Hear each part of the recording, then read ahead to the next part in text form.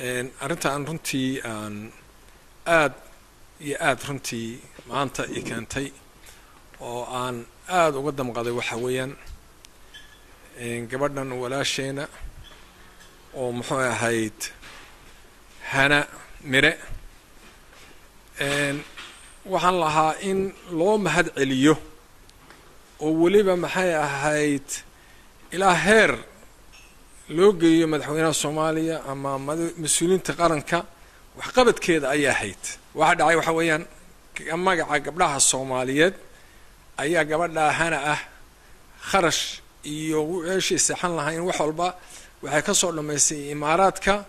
in Soomaaliya ka qayb gasho maadaama tabarta la ogyahay aad u liidato marka toban ka imaanaysay Mareykan iyo Canada iyo Norway iyo Germany